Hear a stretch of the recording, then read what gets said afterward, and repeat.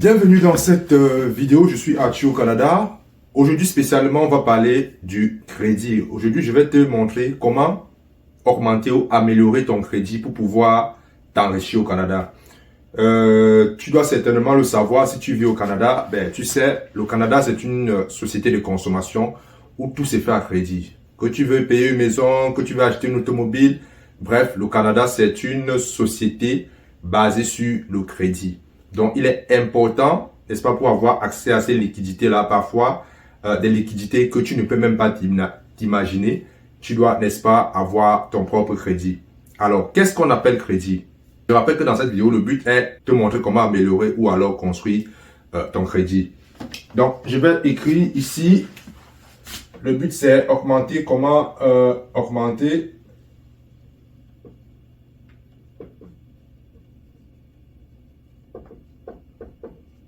ton crédit pour t'enrichir au Canada. Pour t'enrichir au Canada.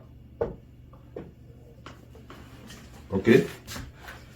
Donc, nous vivons dans une société de consommation. Le concept de crédit ici, ça a deux significations. Ok? Dans le cas de cette vidéo, le crédit, quand je vais parler de crédit, mais à chaque fois, je vais faire une précision. Ça a deux significations. Vous devez comprendre qu'au Canada, lorsqu'on parle de crédit, on peut parler de ce qu'on appelle ton crédit score. Et on peut parler de ce qu'on appelle crédit, qui a, n'est-ce pas, trait au prêt ou à un emprunt. C'est deux concepts qu'il faut faire la différence. Donc, parfois, lorsqu'on parle de crédit, on veut parler de crédit score. Lorsque vous allez voir votre banquier, vous voulez par exemple faire un prêt, il va demander c'est quoi ton crédit score. Il s'agira de celui-ci. Et ce monsieur, il est plus important que le prêt, il passe avant. Donc, si vous n'avez pas un bon crédit score, ça sera difficile pour vous d'avoir un prêt. Donc, c'est deux concepts comme ça qu'il faut savoir. Donc, maintenant, le crédit score, c'est quoi? Le crédit score, il faut d'abord comprendre que le crédit score, c'est quelque chose qui se construit. Le crédit score, en fait, c'est... Je vais commencer par les notions de base. Il y a ce qu'on appelle le dossier de crédit, votre dossier de crédit. Votre dossier de crédit. C'est quoi ce monsieur-là? Le dossier de crédit, lorsque vous arrivez au Canada, par exemple, si vous arrivez au Canada aujourd'hui, vous voulez aller par exemple à la banque prendre un prêt, ça sera difficile pour vous parce que vous n'avez rien dans votre dossier de crédit. Le dossier de crédit, c'est quoi? C'est tout simplement un endroit où sont stockés tous vos comportements par rapport aux prêts, par rapport aux emprunts. Ok? C'est un endroit où sont stockés tous votre comportement par rapport à la gestion de vos finances. Par exemple, si vous avez une carte de crédit, si vous n'avez pas vu la vidéo que j'ai sortie sur la carte de crédit, je vais mettre le lien quelque part. Par exemple, lorsque vous avez une carte de crédit, dont la limite est par exemple 1000 $, ok, vous avez pris ça par exemple avec la banque RBC. Admettons que sur ce 1000 $, chaque mois, vous consommez par exemple 300 $. 300 $. Ok. Ce qui va se passer en fait, c'est que à la fin du mois, RBC va vous envoyer un relevé. On va vous envoyer le relevé. Sur ce relevé, il sera indiqué, par exemple, le montant que vous devez. Ok. La dette, le montant que vous devez, la date limite ou la date d'échéance des paiements. Il y a ce qu'on appelle la date de relevé. La date de relevé, c'est la date à laquelle le relevé vous est transmis. Et la date limite qu'on appelle aussi la date d'échéance, c'est la date à laquelle vous devez rembourser les 300 $. C'est ici que la plupart des immigrants pêchent. Ici. Déjà, la plupart des immigrants, comme nous, qui viennent au Canada, on n'aime pas le crédit. On n'aime pas le crédit, ce qui fait que généralement, on n'a pas un bon, dans notre dossier de crédit, on n'a pas un bon score de crédit. Donc. Et disais donc que si vous remboursez les 300 $ avant la limite, RBC chaque mois envoie le rapport à celui qui gère le dossier de crédit. Il y a deux entreprises qui gèrent le dossier de crédit au Canada. Il y a Equifax. Et TransUnion. RBC envoie les informations à Equifax et TransUnion comme quoi, voilà, tu as payé Ok, tu as payé à la date correcte et ces deux entités, dépendamment chaque banque, RBC par exemple travaille avec Equifax et par exemple la banque Scotia travaille avec TransUnion. Par exemple, RBC envoie les informations et Equifax avec un logarithme et certains critères que je n'entrerai pas ici pour l'instant, peut-être dans une autre vidéo, vous affectent ce qu'on appelle un score de crédit. Un score de crédit. Plus vous avez un bon comportement, plus vous prêtez vos remboursés à temps, plus votre score de crédit va augmenter. Je rappelle que le score de crédit va de 300 à 900, si je ne me trompe pas. Plus vous tendez vers 900 et mieux c'est pour vous. Et moins vous tendez vers 300, ça veut dire que vous avez une mauvaise gestion financière. Et si vous avez une mauvaise gestion financière, vous êtes un mauvais gestionnaire. C'est comme ça que les banques interprètent. Donc la moyenne, vous devez viser en moyenne. Ok, à partir de 680, entre 680 et 750, ça c'est bon.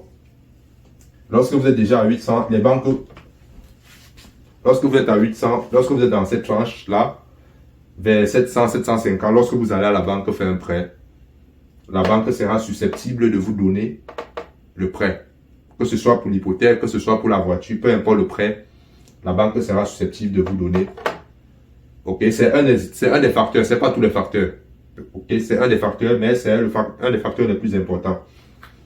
Et l'autre élément aussi, c'est que si il y a deux individus, ok,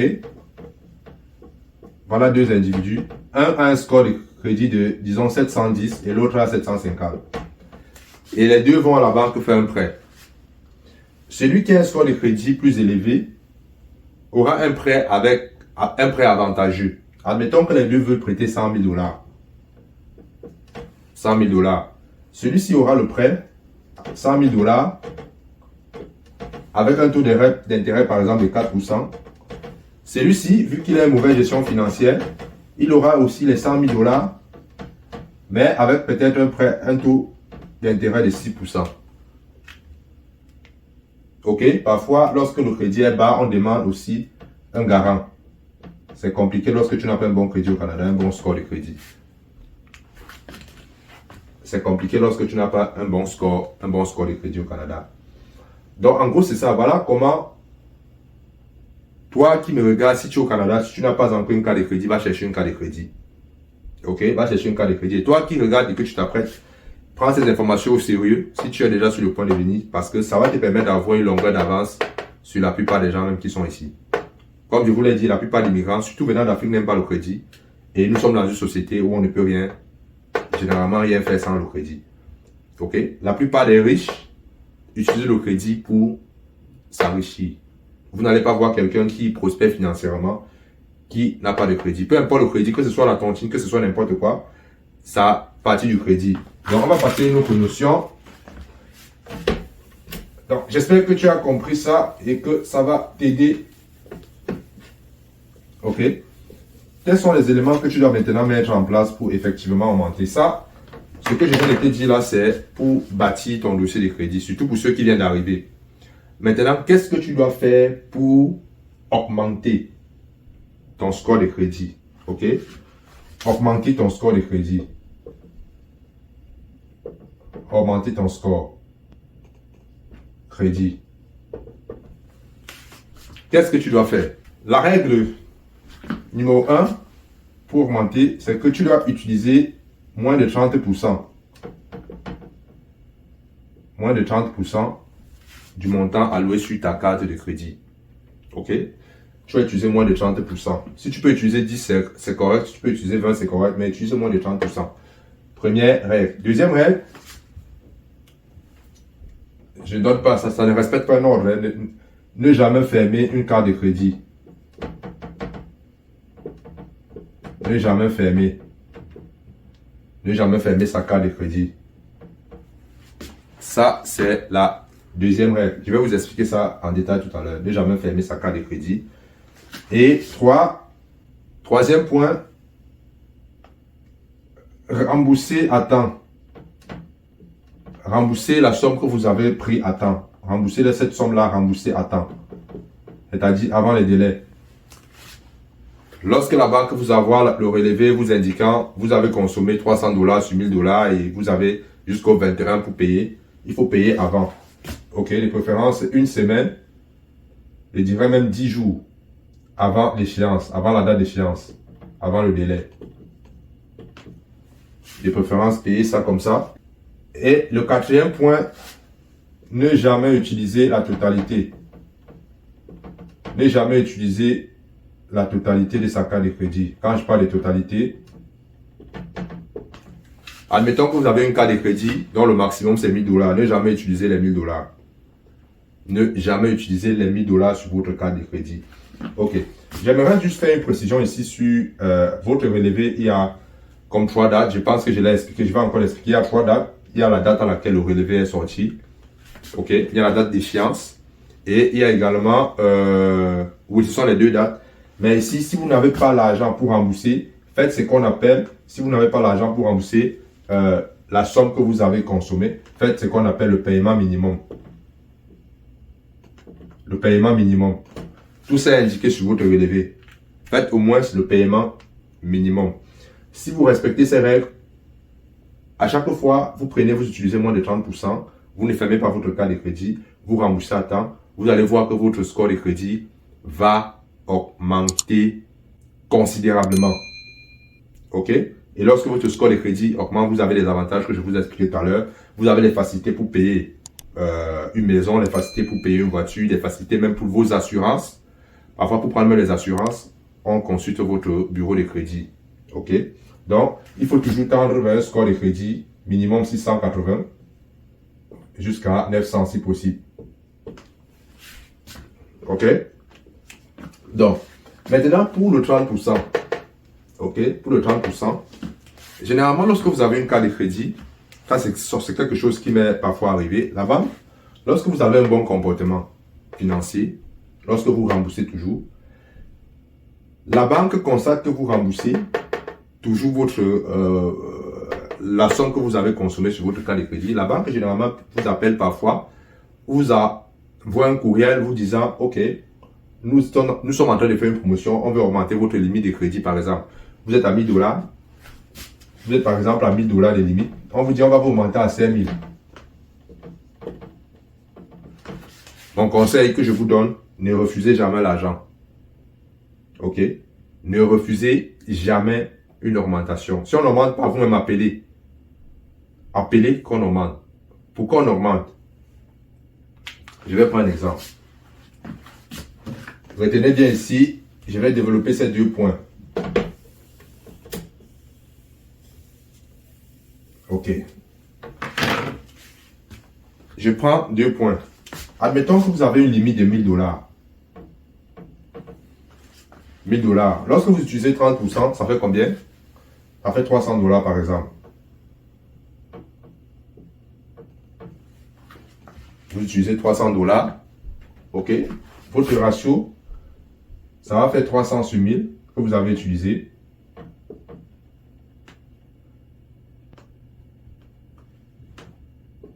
Ça va faire 30%. Ok? Regardez bien les proportions. Maintenant, si vous augmentez à 5000 et que vous consommez toujours 300 dollars, regardez bien votre ratio. Et que vous consommez toujours 300 dollars, ça va faire maintenant 300 sur 5000. Excusez-moi, j'écris comme 300 sur 5000. Ça va faire 3 sur 50. Ok?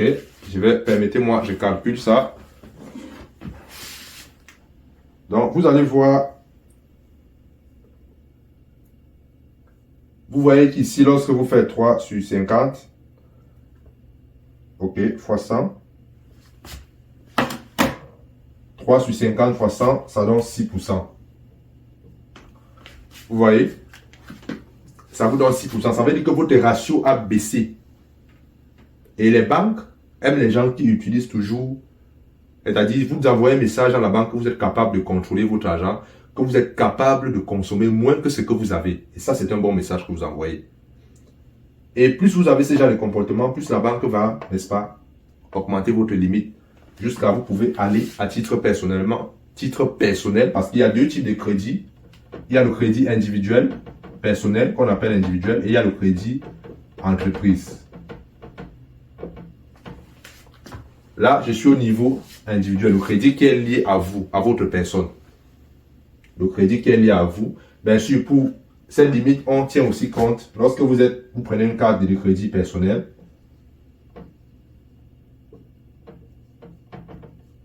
lorsque vous prenez une carte de crédit personnel, on va regarder votre salaire.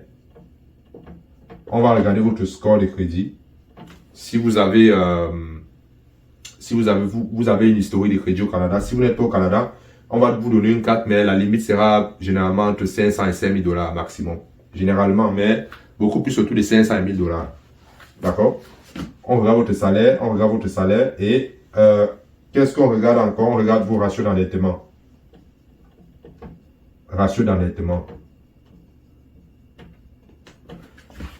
Par exemple, si vous êtes au Canada, si vous allez demander une carte de crédit et que vous avez déjà, par exemple, un prêt personnel, ok? Vous avez, admettons, vous avez un revenu brut, je dis n'importe quoi, 10 000. Vous avez un prêt personnel de 3 000. Vous avez déjà un ratio d'endettement de 30%. Donc, pour vous donner la carte de crédit, ça sera difficile. Parce que les banques font des calculs, chaque banque a ses critères pour vous octroyer. Parce que la carte de crédit, c'est un crédit, c'est une dette. Même si vous n'avez pas vous ne consommez pas, c'est déjà considéré comme une dette. Donc, il faut bien faire attention avec ça. Ok? C'est pour cette raison que lorsque vous consommez, vous voyez si vous êtes à 6%. Si vous allez prendre, par exemple, un autre prêt, admettons que les standards de la banque, je dis n'importe quoi, la limite que la banque peut accorder, le ratio d'endettement limite qu'une banque peut t'accorder, admettons, c'est 40%. Lorsque tu as 1000 dollars, tu as 30%. Ici, tu as 30%. Admettons que tu avais déjà 30% de dette, par exemple, pour une voiture, et que tu n'as pas demandé une carte de crédit. Ok?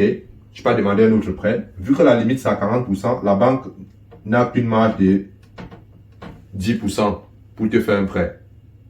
Je ne sais pas si on se comprend. Or, lorsque votre limite est élevée, vous êtes ici à 6%. Ça vient diminuer vos ratios. Tu étais ici à 30, maintenant tu es à 6. Je ne sais pas si je me trompe sur ces calculs-là, mais écoute, vous pouvez vérifier, mais c'est le principe qui est important. Donc, lorsqu'on demande d'augmenter, ça va diminuer vos ratios et ça va vous donner les ouvertures pour faire d'autres prêts.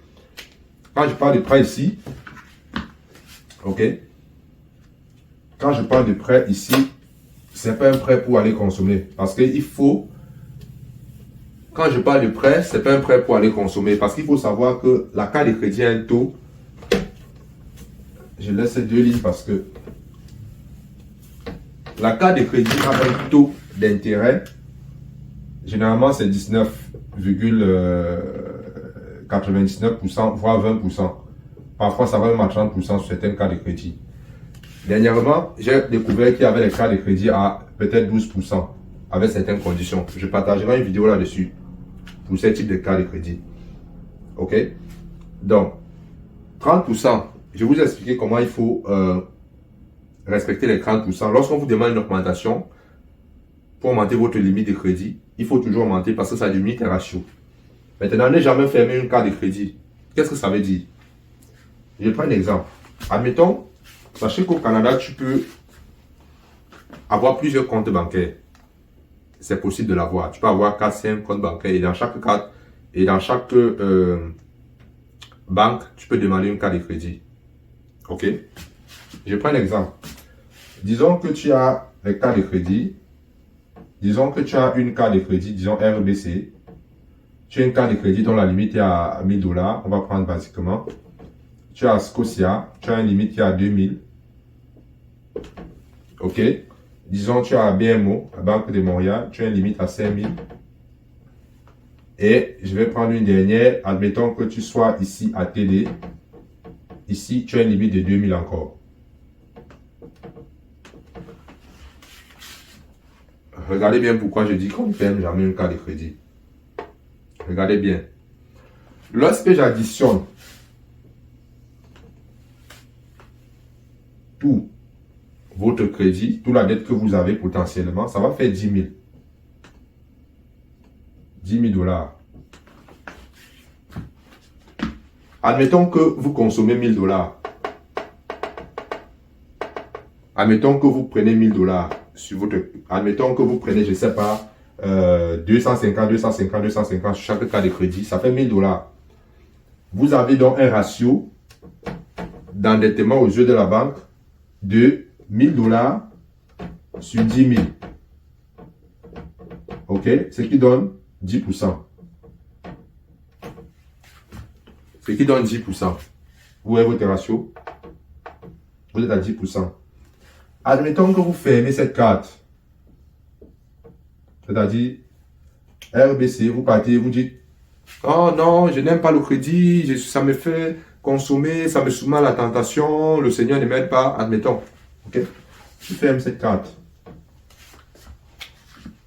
Non seulement en fermant, tu descends à 9 000.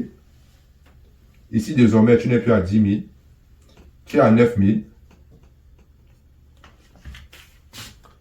Si tu prends 1000 dollars, admettons, tu vas maintenant prendre ton ratio. Ça va faire maintenant, si tu consommes toujours 1000 dollars sur 9 000, regarde ton nouveau ratio. On va faire un calcul simple. Si tu fais 1 sur 9,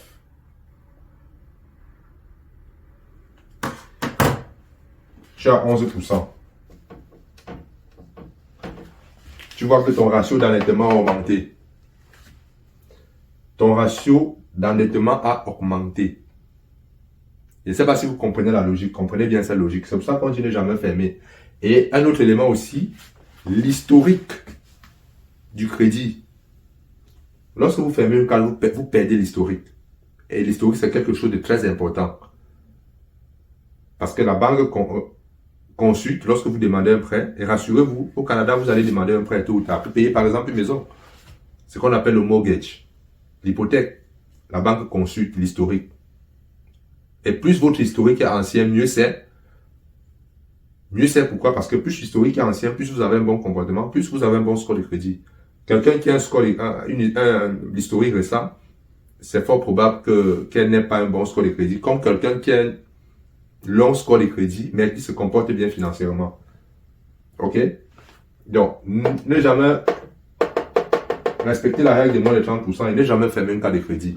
Maintenant, nous allons passer à comment utiliser. Pour ceux qui sont un peu intelligents, vous avez déjà compris comment est-ce que vous pouvez utiliser cette stratégie-là pour, n'est-ce pas, vous enrichir. Donc, pour ceux qui ont déjà compris, vous avez déjà une idée comment est-ce que vous pouvez utiliser cette stratégie pour enrichir. Donc, ici, le secret, c'est vous devez, pour utiliser ça, vous enrichir, vous devez connaître votre tolérance au risque. Tolérance au risque.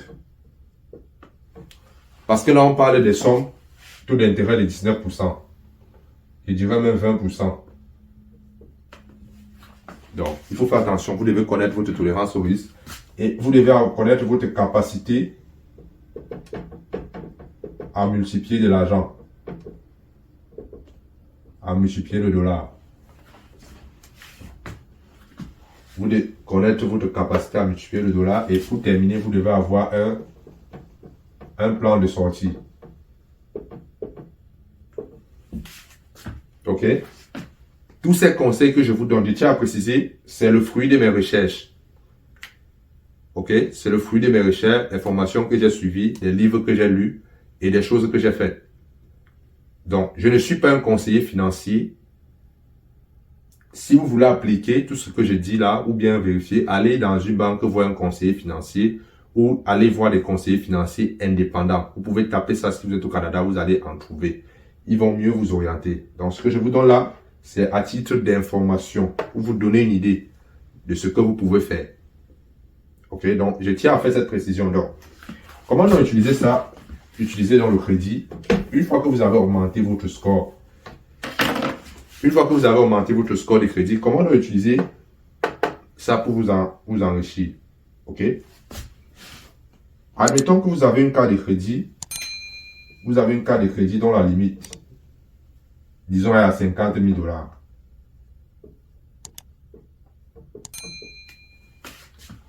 $50 000. OK? Disons même vous avez 4 cartes de crédit. Parce que généralement, lorsque vous prenez sur une seule carte de crédit, ben, le ratio monte rapidement. Donc, c'est conseillé d'avoir plusieurs cartes de crédit. Mais si vous venez d'arriver, je vous conseille de prendre une seule carte de crédit. Lorsque vous allez savoir gérer comment ça se passe avant d'aller chercher d'autres cartes de crédit. Donc, pour quelqu'un qui sait s'y faire, pour quelqu'un qui comprend, vous avez une carte de crédit dont la limite est à, disons, 50 000. Toutes les cartes de crédit. Sur ces cartes de crédit, si vous connaissez multiplier l'argent, c'est-à-dire peut-être vous savez, vous achetez je sais pas, vous achetez des articles, vous revendez, bref, vous faites une affaire qui vous rapporte de l'argent. Regardez bien ce qu'on appelle. Ça, ce sont des stratégies que les riches utilisent. Moi-même, je l'ai utilisé à mon échelle. Si vous n'avez pas, je raconte souvent cette histoire pendant la Covid, comment j'ai utilisé le crédit pour acheter des gants et faire profit. Ok? Je raconte souvent cette histoire, mais cette fois-ci, je vais prendre un autre exemple. Donc, vous avez une affaire. Vous savez comment ça se passe. Il faut bien maîtriser parce que, rappelez-vous que le taux d'intérêt, c'est 20%. Il faut vous rappeler. Donc, cet argent ne vous appartient pas. C'est là dans votre cas de crédit. Cet argent, en fait, regardez ce que je vais dire, ça va peut-être faire mal. Cet argent appartient aux épargnants.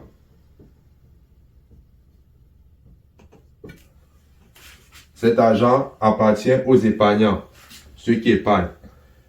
La banque prend ça et prête à ceux qui savent multiplier de l'argent. OK?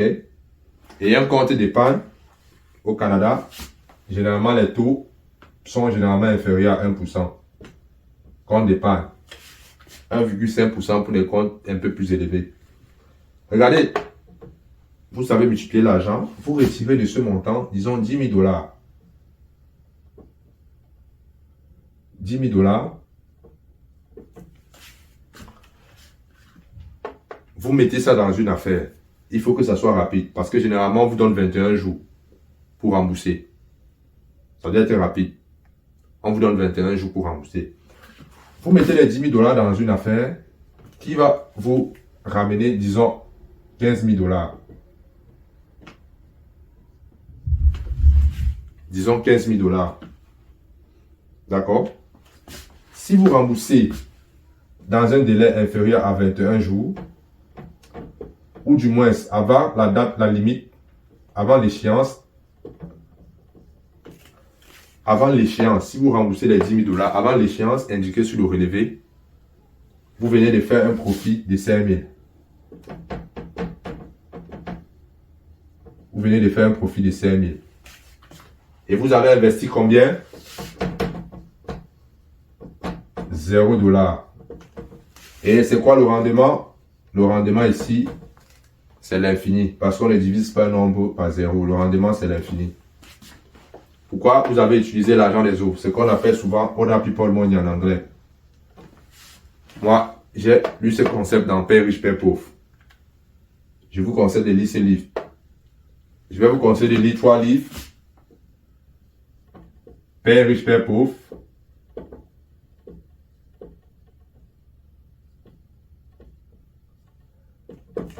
Père riche, Père pauvre. Augmentez votre intelligence financière.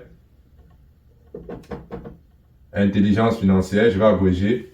Augmentez votre intelligence financière de Robert Kiyosaki. Et un autre livre aussi que vous pouvez lire toujours dans les affaires. C'est toujours dans la série de Robert Kiyosaki, Père riche, Père pauvre. Vous pouvez également lire l'école des affaires. Non, je n'ai pas encore lu celui-là. C'est Guide pour investir. Guide pour investir. Ben, il y a aussi Cadran du cash flow. Vous pouvez lire Cadran du cash flow. Tous ces concepts que j'explique, surtout Other People Money, c'est à l'intérieur que j'ai lu ça. Je l'ai lu en 2019. Ok? Vous avez investi 0. Voilà donc comment vous pouvez utiliser le crédit au Canada. Mais pour avoir accès à ces 50 000, je les rappelle encore, vous devez avoir un bon score de crédit. Ça, c'est important. Donc, quand tu viens d'arriver au Canada, va d'abord, n'ayez pas peur de prendre le cas de crédit. Parce que je connais des gens, j'ai travaillé quelque part, j'avais un ami, je ne vais pas citer la nationalité. Lui, il me disait qu'il a un cas de crédit, il n'a jamais utilisé depuis 3 ans qu'il est au Canada. Lui, il paye cash. Donc, je suis sûr qu'avec ça, son score de crédit, je ne suis pas sûr que ça existe. OK? Donc, voilà comment vous devez faire pour... Comment est-ce que vous pouvez enrichir avec le crédit au Canada? J'explique encore un autre fait. Je vais prendre un autre exemple d'un ami. Lui, son degré de risque est plus élevé. C'est quelqu'un qui aime le risque. C'est quelqu'un qui aime le choc. Donc, lui, je ne vais pas nommer son nom. Il s'appelle Alex. Je vais dire Alex. Alex est un spécialiste des cartes de crédit. OK? C'est un spécialiste des cartes de crédit. Lui, il avait 7 cartes de crédit. Je dis bien, Alex, lui, il avait 7 cartes de crédit. Ne faites jamais ça. OK? Je vous explique une histoire. Ne faites jamais ça. C'est juste pour vous donner une idée de l'importance du crédit au Canada. Ce que vous pouvez faire avec. D'accord? Il avait 7 cartes de crédit et la limite totale de ces cartes de crédit avoisinait les 100 000 $. Et je parle encore, ça c'est crédit entreprise, c'est pas personnel. Parce que vous avez les cartes de crédit personnel, les cartes de crédit business. Pour les cartes de crédit business, on n'a pas besoin de votre score de crédit. Mais généralement, lorsque vous ouvrez un compte business, on regarde aussi votre score personnel. En fonction de votre score personnel, on vous octroie une carte de crédit business. Et toutes les transactions que vous faites là-dessus n'affectent pas votre score de crédit personnel. Parce que l'entreprise, c'est une entité et vous êtes 2 entités séparées. Bien que c'est vous qui gérez le business. OK? Lui, il avait 100 000. Il a acheté un condo. Un condo, c'est ce qu'on appelle un appartement. Il a acheté un appartement. Ici, au Canada, on appelle ça un condo. Ça, c'est l'histoire de 2021. Il achète un condo. Le condo était affiché. Je me rappelle bien, c'était 170 000. 170 000 le condo. 170 000. Vu que c'était son premier condo qu'il achetait, parce que lui, généralement, pourquoi il a cette carte, lui, il faisait des transactions du genre, il achète des marchandises, il revend sur Kijiji, sur Facebook. OK? Mais il voulait acheter le condo, c'était sa première propriété. Et vous devez savoir au Canada, lorsque vous achetez votre première propriété, vous pouvez apporter ce qu'on appelle une mise de fonds ou un apport de 5%. De 5%. OK? Donc, lui, et disons que sa carte de crédit business, et vous devez savoir le taux d'intérêt sur la carte de crédit personnelle. Généralement, c'est 20%. Et généralement, business, c'est un peu plus bas. OK? Le taux d'intérêt appliqué sur les cartes de crédit business, c'est un peu plus bas. Admettons, je vais prendre le cas parce que je ne connais pas exactement. Admettons que c'était 10%. Le taux d'intérêt. Lui, il a pris 5%. OK? Disons 10%, c'est 17 000. 5% des mises de fonds, ça va faire 8 500 $. Il a acheté ce condo à 170 000. Il a acheté le condo à 170 000. Donc, il était endetté. Je n'entre pas trop dans les détails. Je fais globalement parce que il y a d'autres frais qui s'ajoutent, les frais de notaire et autres. Je ne vais pas entrer dans ça. Je prends globalement pour vous donner une idée. Il a pris donc 8 500 à 10%.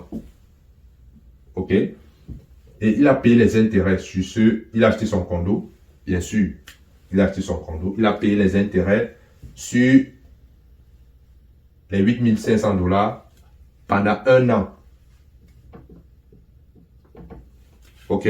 Pendant 1 an, il a payé les intérêts à 20%, à 10%. OK? Calculez 10% sur 1 an de 850. Vous calculez combien ça donne sur 1 an. Et 1 an plus tard, il a revendu le condo à 210 000.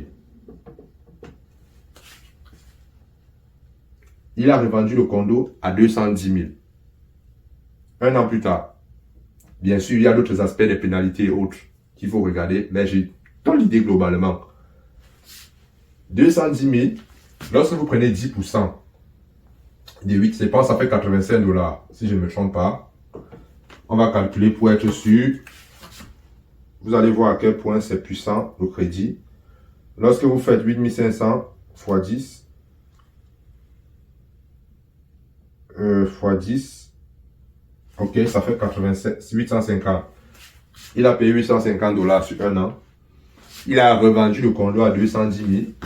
Lorsque vous faites 210 000 moins 170 000, ça donne 40 000. Ok? Ça donne 40 000. Il a eu fait un profit de 40 000. Est-ce que ça vaut la peine? Il a payé les intérêts, il a remboursé 8 500 plus 850. Et lorsque vous calculez, vous faites la soustraction de 40 000 moins 8 500 moins 850. Regardez le profit qu'il a fait avec le crédit. Donc, voilà ce que moi, je voulais vous partager. Voilà ce que je voulais vous partager aujourd'hui dans cette vidéo. Si vous avez aimé, likez, partagez et on se retrouve dans la prochaine pour une nouvelle vidéo. Ciao.